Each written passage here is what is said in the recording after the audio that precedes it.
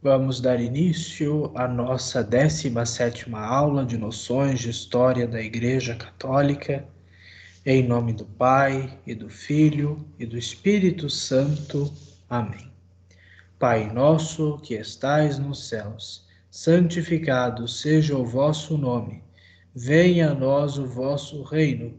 Seja feita a vossa vontade, assim na terra como no céu. O pão nosso de cada dia nos dai hoje, perdoai-nos as nossas ofensas, assim como nós perdoamos a quem nos tem ofendido. E não nos deixeis cair em tentação, mas livrai-nos do mal. Amém. Nossa Senhora da Glória, rogai por nós. Muito bem, meus queridos irmãos e irmãs, hoje nós concluiremos o nosso estudo da história da Igreja na Idade Média. Nós percorremos então praticamente 1000 anos da história eclesiástica entre os séculos 5 e 15. E hoje encerraremos com alguns dos acontecimentos mais importantes acerca da peste bubônica do século 15 e 14 e 15. Depois veremos também um pouco sobre a Guerra dos 100 Anos, sobre o Concílio de Florença, um dos mais importantes concílios de história da Igreja, e por fim a queda de Constantinopla, o marco que geralmente os historiadores adotam como sendo o marco que marca, evidentemente, a transição da Idade Média para a Idade Moderna. Me desculpem pela redundância. Mas vamos então para os nossos slides. E assim, aqui então,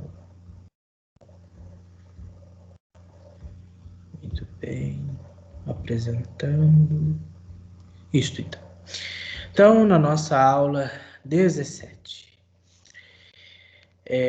este tema não é necessariamente um dos mais imprescindíveis de nós estudarmos na história da Igreja.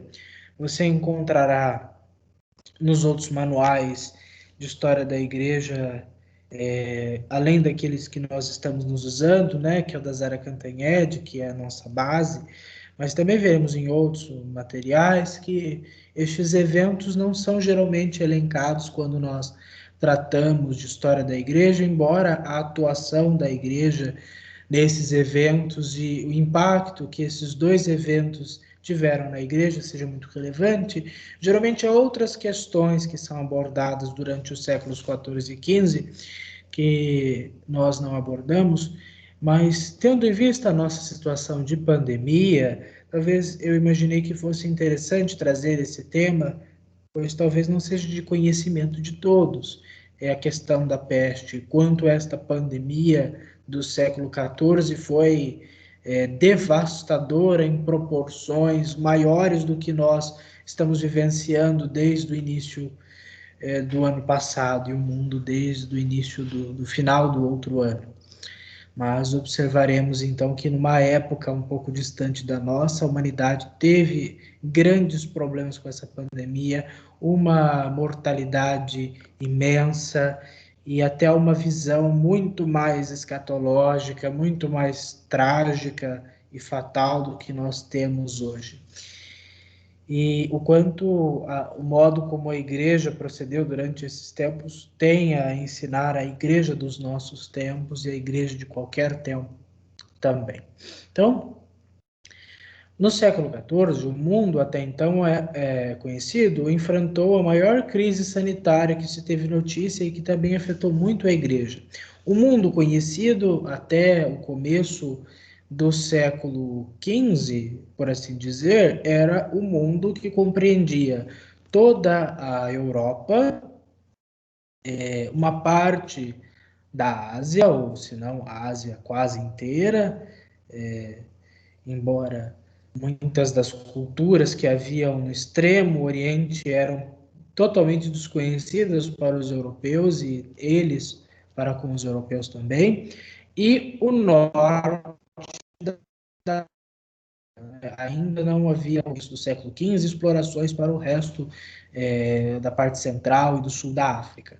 Então, nós estamos falando de Europa, norte da África, e uma parte mais ocidental, por assim dizer, da Ásia, parte mais próxima asiática da Europa. Os feudos e as cidades medievais eram grandes concentrações de pessoas, sem saneamento básico.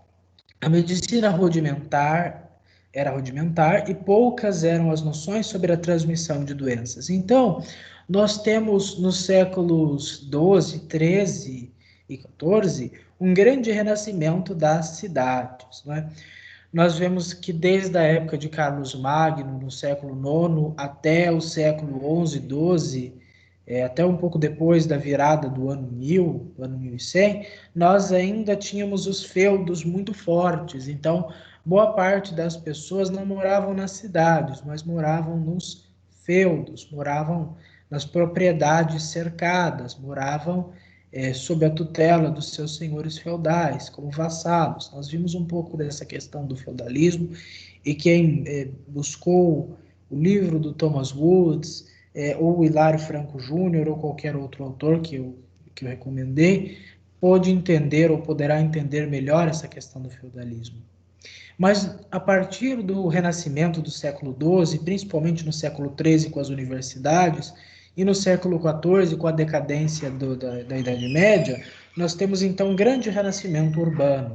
Aí vão surgir os chamados burgos, as pessoas vão sair dos feudos e vão começar a migrar para as cidades, ou muitos feudos vão acabar se transformando em cidades a partir daí, porque as cruzadas elas acabaram possibilitando a abertura daquele mundo mais fechado, e expandindo rotas comerciais, trazendo uma visão de mundo não tanto fechada dentro do próprio território, mas a Europa já começava a ter uma certa identidade nacional, não apenas por causa da religião católica da igreja, mas um próprio sentido de nacionalidade estava germinando naqueles feudos, com que isso fez com que as cidades começassem a surgir. E com as pessoas agora estudando nas universidades, muitas vezes saindo de uma região distante do seu país até uma grande cidade, ou pessoas que viajavam os países para estudar em outras universidades, isso fez com que as cidades fossem crescendo e os feudos diminuindo até quase estarem completamente dissolvidos nos séculos XV e XVI. Mas enquanto haviam feudos e enquanto as cidades experimentavam um grande crescimento populacional, os feudos eram verdadeiras concentrações de pessoas, e as cidades também. Pessoas se locomoviam de um lugar a outro, e não havia essa questão de saneamento básico, então não havia rede de esgoto como nós temos hoje. Não havia um cuidado com os excrementos, o cuidado com os doentes, com toda a asepsia que nós temos hoje. Né? A medicina era bastante rudimentar, então não havia aquele conhecimento aprofundado sobre o corpo humano e sobre a transmissão de doenças. Acreditava-se nos tais miasmas, nos tais fluidos, então havia-se cuidado com isso, mas não se tinha conhecimento de micro-organismos, né? Não se conheciam vírus, bactérias, protozoários, essas noções estavam distantes do homem medieval, assim como do homem antigo também. Não que a igreja tenha proibido o estudo da medicina, como muito se diz. Quem tiver contato com livros que tratam sobre isso, como os cientistas de Batina, um livro recente, e o livro do professor Felipe Aquino sobre fé e ciência, também muito interessante, e outras obras, vai mostrar que a igreja nunca proibiu o estudo do corpo, desde que se tratasse o corpo com a devida dignidade e o respeito.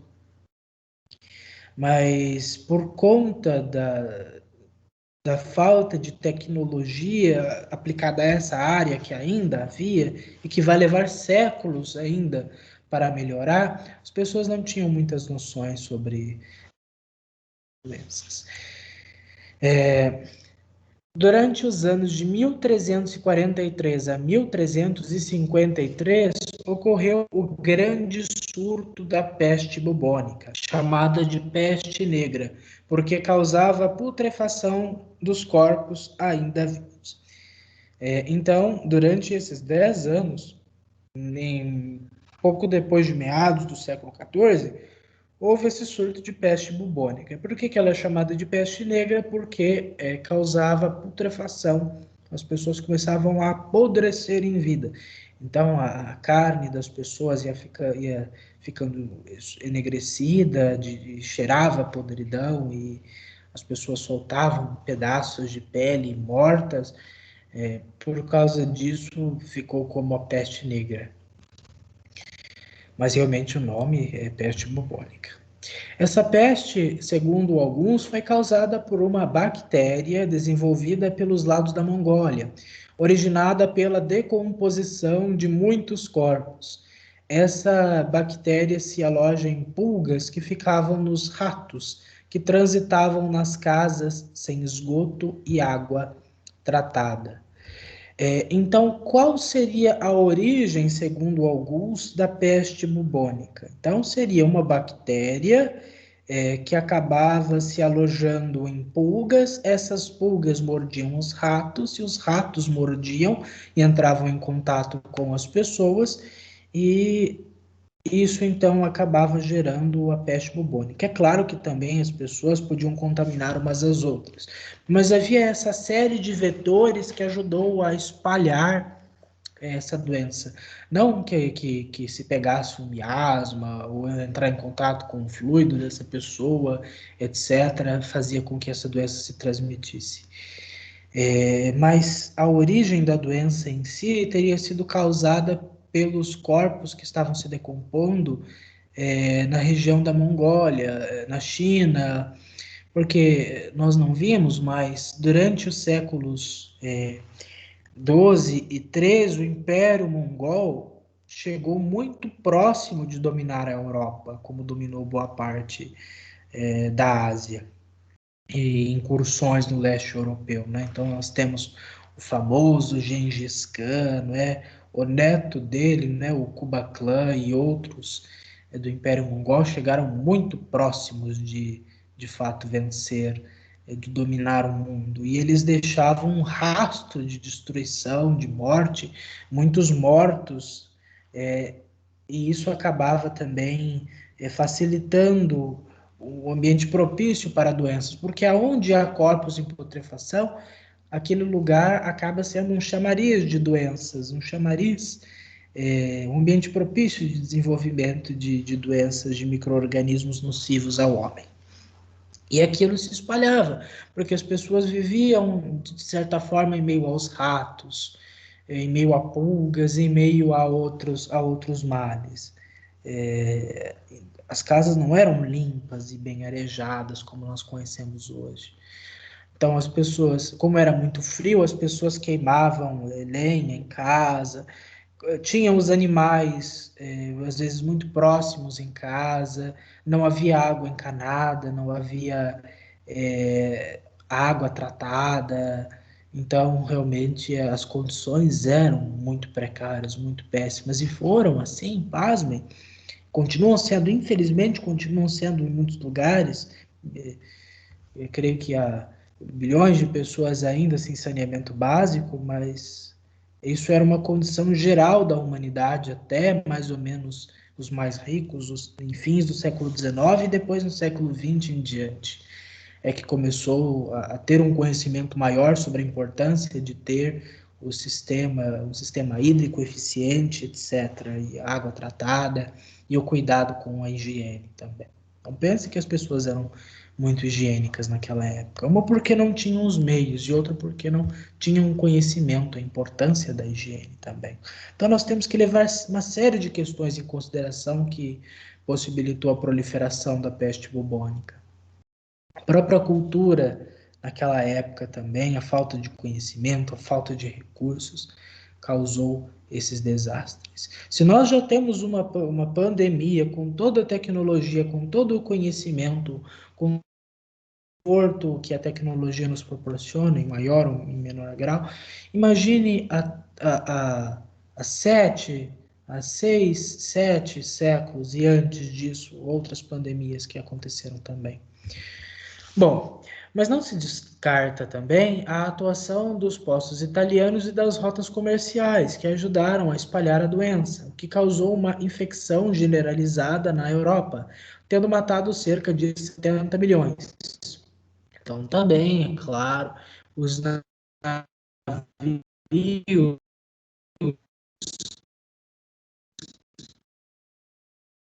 chegavam da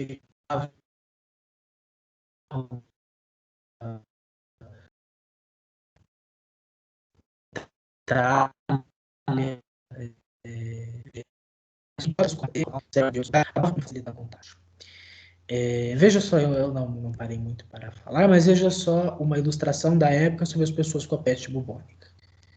Veja estes médicos que precisavam usar essas máscaras com um bico grande, e nesse bico continham ervas, continham coisas para suportar o cheiro, mas também algumas ervas, perfumes, etc., que acreditavam protegê-los contra essa influência que eles não sabiam que era uma bactéria, né?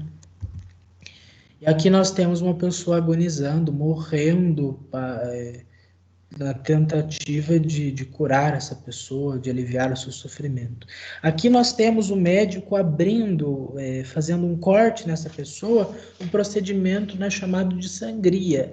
Até não muito tempo atrás, os médicos acreditavam que quase tudo se tratava com sangria. Então, bastava fazer o paciente sangrar que ele melhorava. Às vezes, quando alguma coisa tinha relação com o sangue, até ajudava, mas na maior parte das vezes acabava acelerando a morte da pessoa pela perda de sangue. E aqui nós temos um frei, né, provavelmente também padre. Aqui eu não sei se é uma mulher, ou se é mãe, ou se é uma freira. Aqui nós temos a família, os animais passando fome, ratos mortos aqui, os animais de criação da família muito perto. Então, essa cena de fato descreve muito bem a realidade das pessoas, principalmente mais simples daquela época, especialmente nas cidades que estavam surgindo. Então, essa doença, essa bactéria terrível, matou cerca de 70 bilhões de pessoas, mas se nós analisarmos outros períodos, né, de pico do vírus, do vírus, não, desculpe, da peste bubônica, este número pode chegar até 200 milhões, né, contando em outras épocas. Evidentemente, a população era muito menor, então 70 milhões devia ser boa parte da população do mundo inteiro, talvez um terço da população do mundo conhecido naquela época foi vitimada por causa dessa peste. Então, hoje, se o vírus mata muita gente, infelizmente, mas a população é enorme. Embora cada pessoa tenha cada vida seja preciosa por si só, não podemos comparar o impacto de mortalidade daquela época com a época de hoje, porque graças a Deus, se muitas pessoas não morreram, porque existe uma asepsia, um cuidado, uma profilaxia muito maior do que havia no século XIV e até não muito tempo atrás. Então foi realmente uma pandemia horrorosa, a que vitimou a maior parte da humanidade conhecida naquela época. Esse número elevadíssimo de mortes causou grande impacto na população, que interpretou os eventos como um possível fim do mundo ou um castigo de Deus. Então, sempre houve aquelas pessoas, assim como há hoje, que tentam interpretar as coisas como um castigo divino. Então, a humanidade é pecadora, precisa se converter, Deus manda pragas, pestes, castigos, desastres para que as pessoas se convertam. Talvez não seja necessariamente assim. A natureza tem o seu ciclo, tem as suas questões. Não podemos fazer essa leitura, principalmente nos baseando em certas passagens da Bíblia. Então, Deus mandou praga para os egípcios, então mandou praga para essas pessoas aí também. Não podemos fazer essa leitura, ela pode ser um pouco parcial. equivocada. Mas é evidente que sempre devemos buscar a nossa conversão. Disso nós jamais podemos nos descuidar. Mas nós sabemos, como estamos aqui hoje, o mundo então não acabou no século XIV por causa da peste bubônica. Durante esse período, aconteceu um grande conflito que causou divisão entre duas nações importantes na Idade Média, a França e a Inglaterra, por um trono. Quando o rei Carlos IV da França morreu sem deixar herdeiros em 1337, o rei inglês Eduardo III, neto do rei francês Filipe IV, quis tentar tomar o trono francês, mas ele foi ocupado pelo francês Filipe VI, que foi coroado rei no mesmo ano. Então aqui nós já estamos na famosa Guerra dos 100 Anos, que acabou por durar, na verdade, 116 anos. Então, foi um conflito muito grande, cronologicamente, mas não foram 116 anos ininterruptos de guerra. Houve períodos de guerra, houve períodos pacíficos, houve períodos realmente de vitórias para a França, outros de vitória para a Inglaterra. E então tudo isso aconteceu quando o Carlos IV da França morreu e ele não tinha herdeiros. E havia uma reivindicação inglesa ao trono francês, né? Porque Eduardo III era neto do rei Filipe IV, então ele acreditava que pelo seu grau de parentesco com um rei não muito passado, ele poderia então assumir o trono inglês. Mas também Felipe tinha um grau de parentesco com o falecido rei, e ele então reivindicava para si a coroa. Então gerou uma guerra, um certo conflito para ver quem deveria ocupar o trono da França. Essa longa guerra teve várias fases, com muitos intervalos entre elas. Aqui, o que nos interessa para a história da Igreja, é a participação de uma das figuras mais importantes, mais carismáticas, decisivas e significativas da história da Igreja, pelo seu grande testemunho. Então, por volta de 1429, aparece uma jovem, de 17 anos, a Joana d'Arc, que teve visões místicas, nas quais foi inspirada a lutar pela causa do então Delfim Carlos. Então, uma jovem camponesa, simples, 17 anos, teve visões do Arcanjo Miguel, teve visões de Santa Margarida, teve visões de anjos e de santos inspirando ela a lutar. Então, este Carlos não conseguia ocupar o trono francês porque as principais cidades, como Paris, por exemplo, estavam sob domínio inglês. A Inglaterra estava quase ganhando a Guerra dos 100 Anos, na época em que Joana d'Arc apareceu no cenário político, no cenário bélico daquele tempo, antes de meados do século XV. Então, ela recebeu inspirações divinas de que ela deveria liderar o exército do Delfim para que ele fosse coroado rei. Então, há toda uma bonita história, né, de como ela, sendo uma camponesinha, conseguiu autorização para falar com o Delfim, né, que por direito deveria ser o rei, e com o tempo ele foi aprendendo a confiar naquela jovem, naquela menina que dizia ter visões de Deus. Então ela até precisou, tinha que se vestir como homem, porque a guerra não era para mulheres, as mulheres deveriam dar suporte em outras áreas, mas a guerra era para os homens. Então ela precisava muitas vezes se vestir como um homem, cortar os cabelos, estar no meio daqueles soldados bem mais velhos, que caçoavam dela, muitas pessoas que duvidavam das suas inspirações, das visões que ela tinha, dos propósitos nobres que ela tinha. Então ela era uma jovem extraordinária, porque ela, uma das maiores da igreja, Santa Joana d'Arc. Com seu carisma, ela conseguia chamar a atenção dos soldados, até mesmo dos inimigos, e ela conseguia conquistar as pessoas, inspirar confiança nas pessoas. Por isso é que ela é muito venerada, nem tanto, muitas vezes até como santa, por pessoas da França, mas como uma grande heroína da nação, porque ela, numa época em que a França ainda estava muito dividida entre o rei, os senhores feudais, os nobres, príncipes, duques, etc., ela falava de uma unidade nacional, ela falava de uma França unida contra a invasão dos ingleses. Então, por isso ela foi muito querida pelos franceses e continua sendo.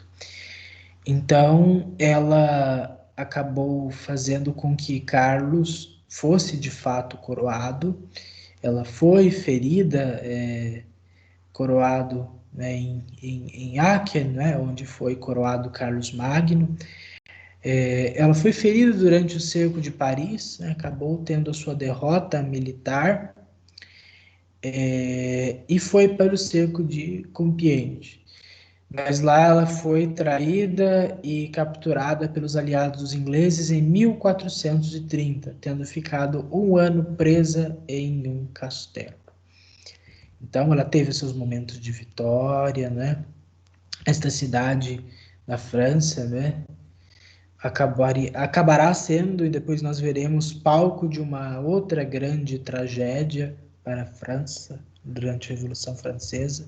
Então ela foi presa, foi capturada, foi torturada. Os ingleses tinham um ódio terrível contra essa jovem. Como é que pode uma menina de 19 anos causar derrotas grandes para os ingleses? Conseguir fazer com que o Delfim tomasse a capital e, de fato, começasse um processo de retomada de toda a França e de expulsão dos ingleses. Então, esse símbolo de que unia os ingleses, que unia os franceses, precisava desaparecer. Então, ela era um símbolo. Não que ela necessariamente matasse os soldados. Muitos acreditam que ela não tenha empunhado uma espada e, de fato, tenha matado. Mas ela teria empunhado o estandarte, a bandeira do rei, a bandeira do Delfim Carlos, e motivava os soldados a lutarem. Então, ela tem um grande papel simbólico. Ela, como uma jovem, ir no meio daqueles soldados, estar no fogo cruzado de lanças e de espadas e de escudos e de canhões, etc., com a sua grande bravura e com a confiança em Deus, ela conseguia fazer com que os franceses vencessem exércitos muito maiores, né?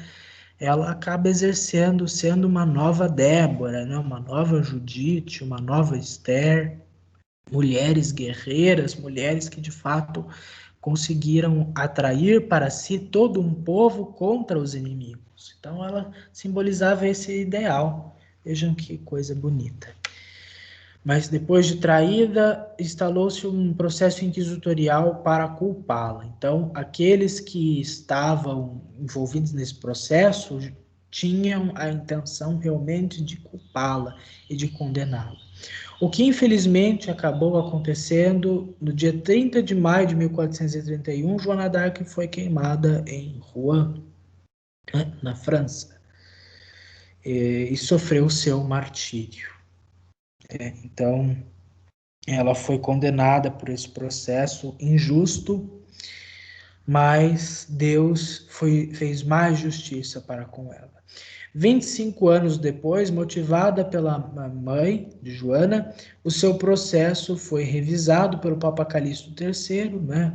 o tio do Alexandre VI, Borgia, e foi declarado inválido. E por isso ela foi declarada inocente. Então a sua condenação não teve nenhum valor, foi injusta, foi ilícita e de fato ela foi readmitida como inocente. Mas veja só que levou muitos séculos até que ela tivesse a sua glória merecida, o seu reconhecimento com certeza já está há muitos anos, mas para que ela fosse reconhecida como tal. Então, em 1909, ela foi beatificada pelo Papa São Pio X, e em 1920 foi canonizada pelo Papa Bento XV. Então, nós estamos a 101 anos da canonização de Santa Joana d'Arc, uma santa extraordinária. A Guerra dos 100 Anos terminou com a vitória da França sobre a Inglaterra. O martírio de Santa Joana d'Arc levou os franceses a expulsarem com vigor os ingleses do norte da França, a Normandia, de onde veio Guilherme, o Conquistador. E com isso a França consolidou seu poder na Europa continental, e a guerra foi encerrada após 116 anos, no conturbado e decisivo ano de 1453. Então os ingleses achavam que matando a menina, matando a Santa Joana d'Arc, eles acabariam com a moral dos franceses. Mas o que aconteceu? Os franceses realmente buscaram a vingança contra esse ato, contra essa traição, contra a pobre Joana d'Arc. Quem gosta de ficção, tem muitos filmes. Quem gosta de filmes da época da Idade Média, tem muitos filmes. Tem o Carlos VII, tem o Gilles de Ré, tem outros personagens muito interessantes nessa época, e podem assistir os filmes, mas o mais interessante é ler as biografias, as agiografias sobre Santa Joana d'Arc, que trazem muitas coisas sobre ela. E a França, de fato, acabou vencendo a Guerra dos 100 Anos. E isso aconteceu no ano de 1453. Agora nós vamos tratar um pouco sobre um concílio muito importante, que é o Concílio de Florença. Então, se alguém perguntar a você qual é o concílio mais importante da Idade Média, você pode talvez responder que é o Concílio de Florença. Nós temos o quarto Concílio de Latrão, também importantíssimo, mas esta é a minha visão. Penso eu que o Concílio de Florença seja o mais importante da Idade Média e um dos mais importantes de toda a história da Igreja. Bem que é difícil classificar um concílio como mais importante que o outro, mas as decisões do Concílio de Florença foram quase todas elas ratificadas pelo Concílio de Trento, que não foi o próximo, mas teve o Quinto Concílio de Latrão depois, nós veremos, mas realmente o Concílio de Trento teve uma boa base no Concílio de Florença. Então, quem quer conhecer Trento, conheça primeiro Florença. Para prevenir novos cismas e promover o diálogo e a unidade na Igreja, o Concílio de Florença, Constança, previa que se deveria realizar um novo concílio em pouco tempo, o que acabou acontecendo com o Papa Eugênio IV, sucessor de Martinho V, que convocou um concílio ecumênico em 1431 em Basileia. Então nós vimos semana passada que o concílio de Florença, aliás, de Constança, ele acabou fazendo com que a igreja voltasse à unidade, né? Então nós vimos que a igreja voltou à unidade após a eleição de um único papa reconhecido por todos. Esse papa foi Martinho V. E para que a igreja, que já estava dividida, que estava numa situação de cisma, que estava realmente bastante marcada pela divisão, resolveu-se então, no Concílio de Constança, que se deveria convocar mais concílios em uma data mais próxima, para fazer com que a igreja ficasse mais integrada. Então, anos depois, o Papa Martinho V resolveu convocar o concílio, mas ele faleceu, e o seu sucessor, Eugênio IV, é quem realmente presidiu o concílio que foi convocado para Basileia, isso no ano de 1431. Mas após poucos trabalhos, esse concílio foi reunido em Ferrara e interrompido por causa de uma pandemia, embora alguns tentassem continuar os trabalhos sem o Papa, motivo que lhes rendeu uma excomunhão no próprio concílio. Então nós tínhamos o concílio em Basileia. Por causa de conflitos, o concílio de Basileia, e além de terem comparecido poucos bispos no concílio o Papa resolveu transferi-lo para Ferrara, mas alguns continuavam ainda em Basileia. Eles foram até excomungados por isso. Até que o concílio foi transmitido para Florença e lá se deu quase a totalidade das discussões e dos trabalhos, dos cânones e das decisões, dos documentos que foram expedidos pelo concílio de Florença. Por isso é que esse concílio é conhecido como Concílio de Florença, embora tenha começado em Basileia, depois em Ferrara e por fim em Florença. E ele foi concluído, segundo alguns, entre 1442 e 1445. Eu procurei e não consegui determinar, achar uma data exata do término desse concílio, mas foi provavelmente durante esses anos.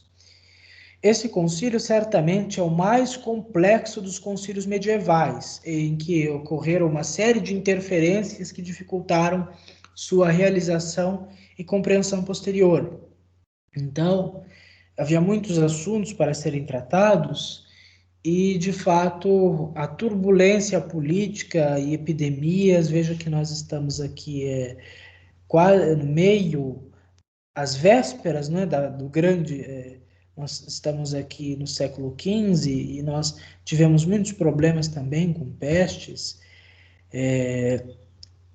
o que dificultou então um pouco os trabalhos conciliares. E a transferência de uma cidade para outra levava muito tempo, havia dificuldades no deslocamento dos bispos, e isso então atrasou os trabalhos do Concílio de Florença, assim como viria a atrasar também, apesar de que no Concílio de Trento há muitas outras complicações, não é nesse mesmo Concílio de Trento que acabo de me referir, que vai acontecer no século seguinte. Então, qual é a grande importância do Concílio de Florença para a história da Igreja? O Alberigo é que trata disso de uma forma magistral. Foram definidas muitas questões doutrinárias, então o Concílio de Florença é bastante lembrado por ter discutido muitas questões doutrinárias e muito importantes, como a questão do purgatório, que foi finalmente ratificada no Concílio de Florença. Não foi uma pelo amor de Deus, que teve dado purgatório na Idade Média, e Florença ratificou esse tempo purgatório, antes ninguém acreditava no purgatório, e de repente a igreja tirou da cartola da Bíblia o purgatório e o concílio carimbou. Não, longe disso. A questão é que quando um concílio decreta algo como dogmático, quer dizer que o concílio já está referendando algo que é de fé da igreja, que tem base na escritura, na tradição, que são as duas, a palavra de Deus, com o aval do magistério eclesiástico anterior e contemporâneo, seguindo, analisando os census fidei, né, a fé dos fiéis, o censo dos fiéis, não apenas daquele tempo, mas de todos os tempos, em todos os lugares, circunstâncias. Quando algo é declarado como um dogma, é porque, de fato, aquilo encontra respaldo, todo o respaldo possível e, de fato, vem da revelação divina. A questão do cânon bíblico ainda foi, que é uma das questões mais importantes do Concílio de Florença, foi colocado. Então havia uma grande discussão sobre os deuterocanônicos, havia uma grande discussão se os livros de Tobias, de Judite, Baruque, os dois livros dos Macabeus, o Eclesiástico e a Sabedoria, além de partes do livro de Daniel e do livro de Esther, se esses escritos eram de fato inspirados por Deus e deveriam ser lidos, estudados, refletidos com a mesma veneração dos outros textos, ou se por acaso eles pertenciam ao que alguns chamam de segunda linha. Então nós temos os protocanônicos, ou seja, os primeiros canônicos, e os deuterocanônicos, né, os segundo canônicos. O Concílio de Florença vai adotar a ideia de que não, esses livros não são menos nem mais importantes, mas são igualmente importantes. Esses 7 livros aí estão no Antigo Testamento, né? Não estão na Bíblia evangélica, mas estão na Bíblia católica porque eles sempre foram utilizados. Então, sempre venerou, leu, reconheceu o valor desses livros de Tobias, Judite, Baruque, Macabeus, 1 e 2, Eclesiástico, Sabedoria e trechos de Daniel e Esther. Não é o momento de nós refletirmos mais sobre isso, mas essa questão do cânon bíblico foi decidida como 73 livros inspirados, 46 do Antigo Testamento, 27 do Novo Testamento. E depois o Concílio de Trento vai dar a confirmação final dessa questão.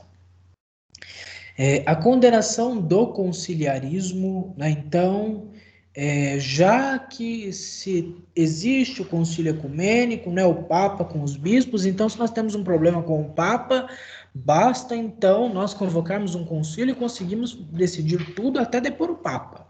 Não é isso.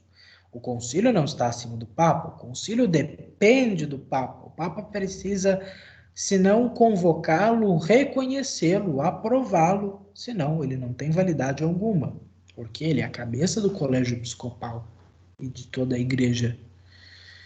Portanto, o bispo de Roma está acima dos concílios ecumênicos. Eles são instrumentos do próprio Papa para o exercício do seu magistério, com o magistério dos bispos.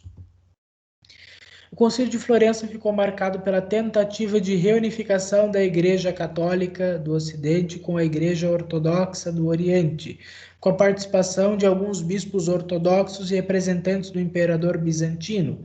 E no ano de 1439 foi firmada a reunificação das igrejas em um acordo entre o Papa Eugênio IV, o imperador João VIII e o patriarca José II de Constantinopla.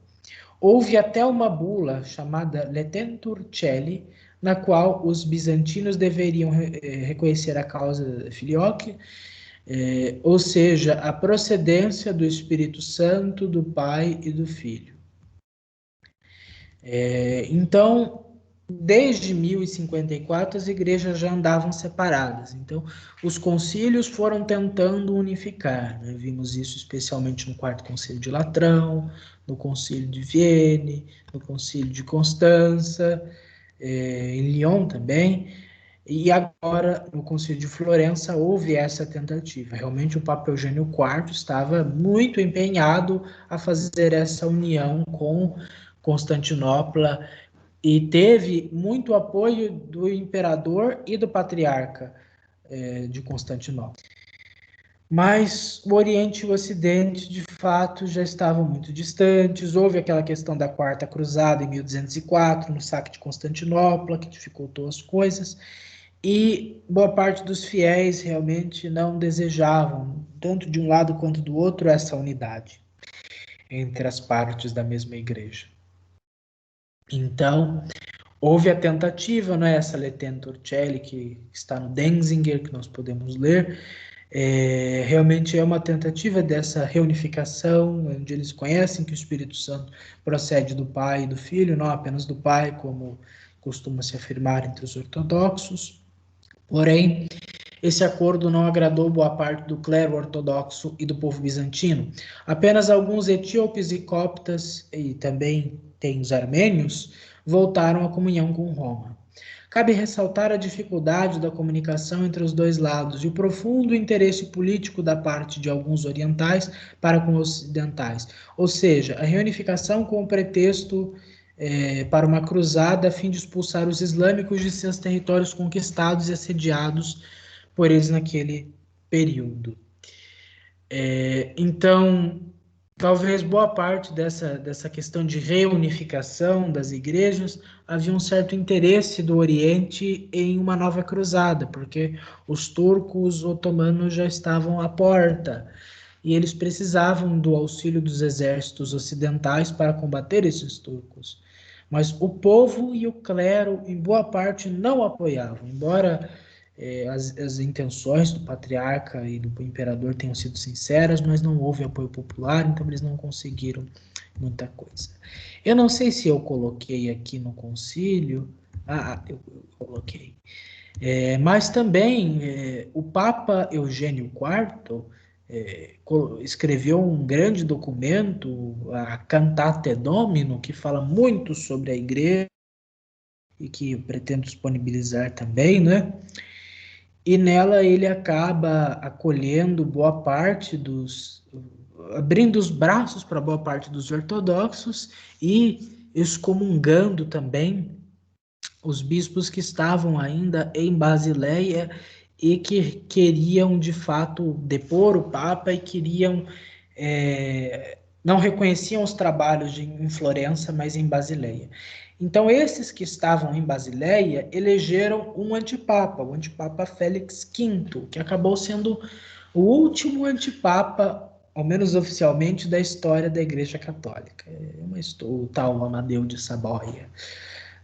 Não foi muito para frente essa história, embora haja outros antipapas hoje em dia da Igreja Católica Palmariana, né, do Palmar de Troia, né, que é uma questão interessante para se analisar também.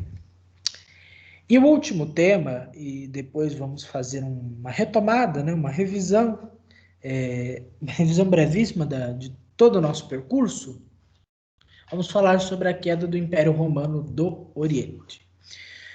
Com a separação da Igreja Ortodoxa em 1054, o insucesso das cruzadas no Oriente, o fim do Reino Latino de Jerusalém em 1291 e as pouco frutíferas tentativas de reunificação da Igreja Latina com as igrejas orientais, o Império Bizantino passou a ficar cada vez mais isolado, sendo cercado pelos islâmicos que pouco a pouco foram conquistando os territórios do Império Romano do Oriente, desde os séculos 7 e 8, atingindo quase todo o território no século XV. Então, até 1054, nós temos o Império Bizantino um pouco mais seguro, porque havia um certo auxílio dos exércitos do Oriente, vamos dizer assim, até o século XIII, porque enquanto havia a presença do Reino Latino em Jerusalém, aliás, os reinos latinos na Palestina,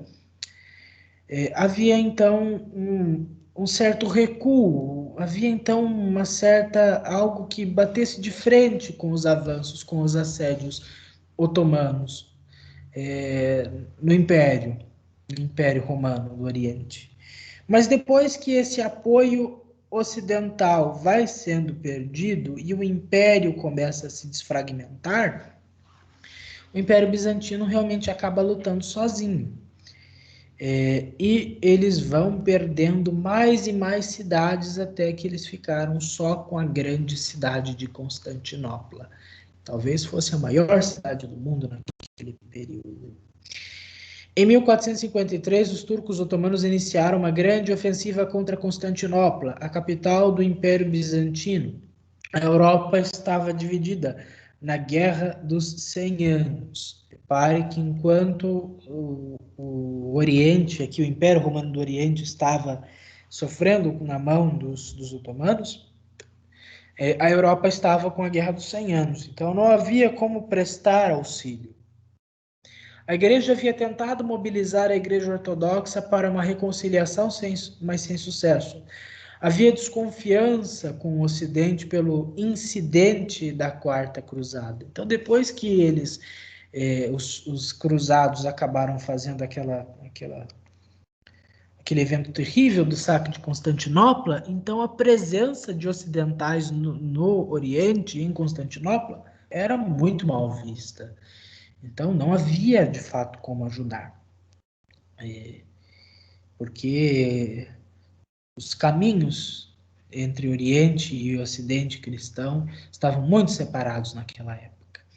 Então, o imperador Constantino IX teve que lutar apenas com o seu exército, mas não pôde conter o ataque de Maomé II, que pôs fim ao Império Romano, que existia desde 27 a.C., fundado por César Augusto. Então, em 1453, Constantinopla caiu.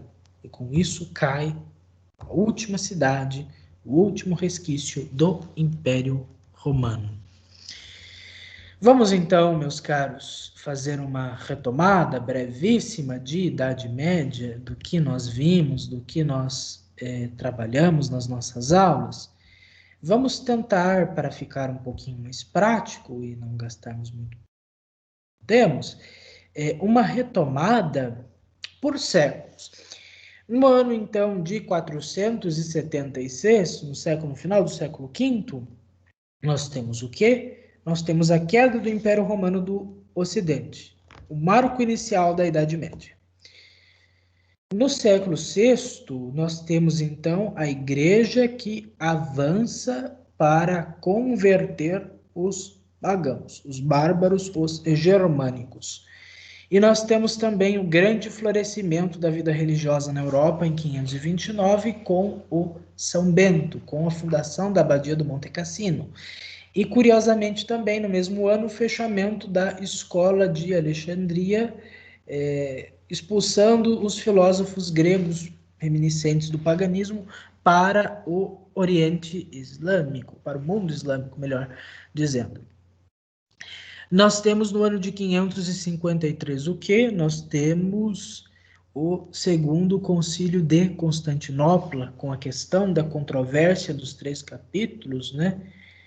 Ibas de Edessa, Teodoreto de Ciro e Teodoro de Suécia, a questão com o higienismo, uma certa incompreensão do concílio de Calcedônia e muitas outras questões também envolvidas.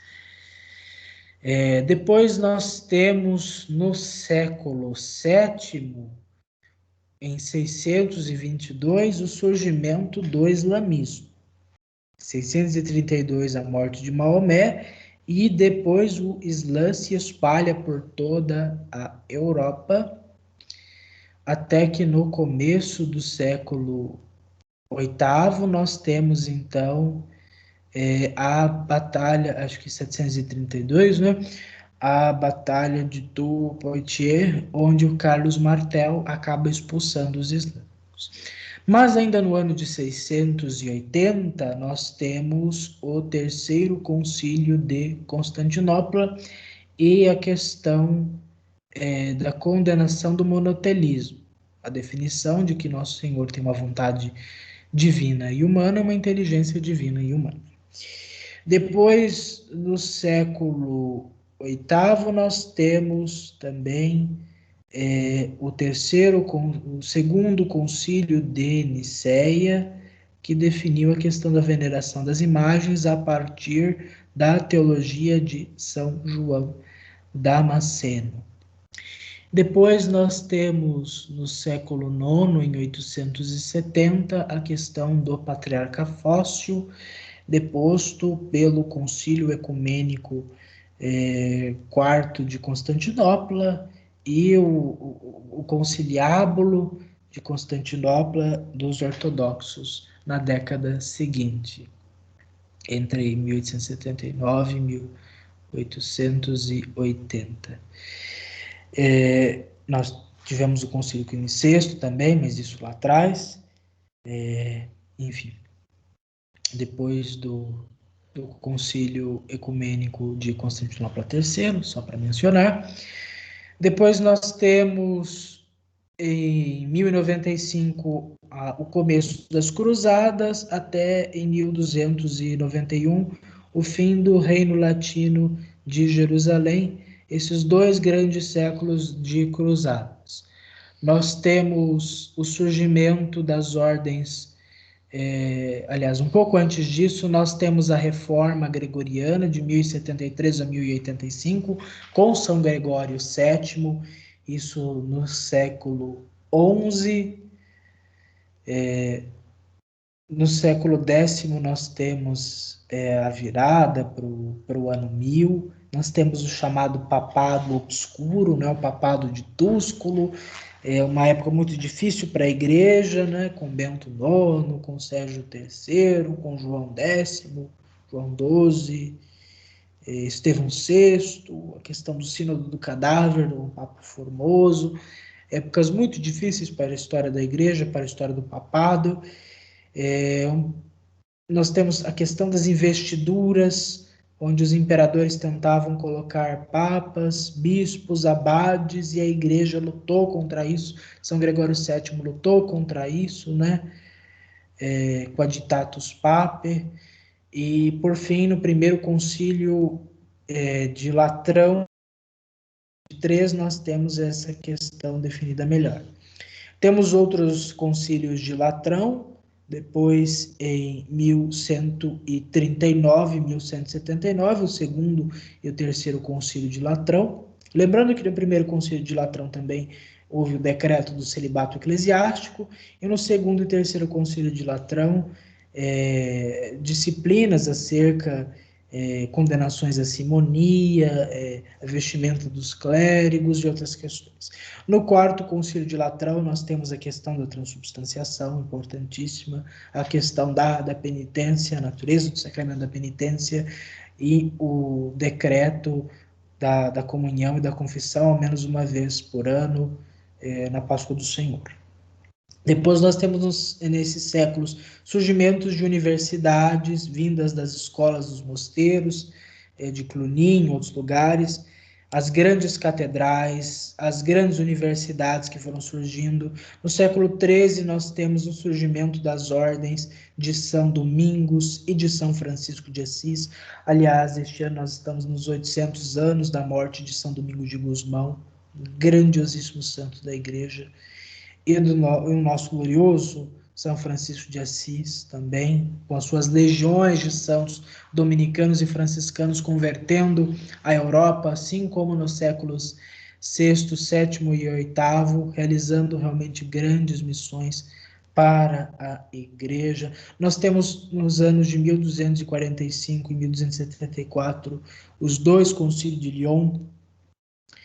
Depois nós temos nos anos de 1311 a 1314, o Concílio de Vienne, do Papa Clemente V, que acabou levando a Igreja em 1309 para o cativeiro da Babilônia. Isso durou até 1378. Isso aconteceu porque o Papa Felipe IV acabou entrando em conflito com o Papa Bonifácio III, desculpe, a linha cronológica é meio confusa, mas entre 1309 e 1378 nós temos o cativeiro da Babilônia, o Papa morando em Avignon. E depois nós temos de 1378 a 1417 o cisma do Ocidente. Um papa e dois antipapas. Primeiro, um antipapa em Avignon, depois um outro antipapa em Bolonha, até que isso foi resolvido pelo Concílio de Constança, né, entre 1412 e 1417, que elegeu o Papa Martinho V e a Igreja voltou à unidade. Depois nós temos a aula que nós acabamos de ver, encerrando a Idade Média com a queda do Império Romano do Oriente em 1453. Isto então seria uma visão geral dos pontos mais importantes da Idade Média, mas fiquem tranquilos que no final nós teremos uma revisão sobre a Antiguidade, sobre a Idade Média, assim como dos próximos períodos que nós iremos estudar. Mas eu espero que com a minha exposição muito simples, muito breve, nós possamos ter uma visão de que a Idade Média não foi um período de trevas, mas um período de muitas luzes, um período de grande desenvolvimento para a Igreja e para a humanidade, um período com seus problemas, porque também tivemos os pré-reformadores, também tivemos Wycliffe, Jean Hus, Jerônimo de Praga, Fraticelli, Joaquim de Fiore e outros heréticos que causaram mal à Igreja. Tivemos muitos leigos que causaram mal à Igreja. Tivemos injustiça, tivemos coisas ruins, mas tivemos muitas coisas boas. Se nós pensarmos em São Luís IX, se nós pensarmos em São Tomás de Aquino, se nós pensarmos em São Francisco de Assis, nós pensarmos em Santa Joana d'Arc, pensarmos em São Domingos, pensarmos em Santa Clara, que nós celebramos há poucos dias, pensarmos nesses grandes santos da Igreja, boa parte deles foram do período da Idade Média e causaram grande bem à nossa santa e amada Igreja. Vamos concluir então a nossa exposição pedindo à Santa Mãe de Deus. Nós celebraremos a Assunção de Nossa Senhora no domingo, por graça de Deus. Por isso, rezemos agora a Salve Rainha. Salve Rainha, Mãe de Misericórdia, vida, doçura, esperança, nossa salve.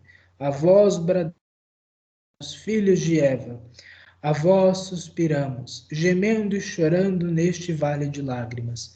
Eia, pois, advogada nossa, esses vossos olhos misericordiosos a nós volvei. E depois desse desterro, mostrai-nos Jesus, bendito o fruto do vosso ventre. Ó clemente, ó piedosa, ó doce e sempre Virgem Maria, rogai por nós, Santa Mãe de Deus, para que sejamos dignos das promessas de Cristo. Amém. Aguardo todos vocês na semana que vem, se Deus quiser, para começarmos a Idade Moderna.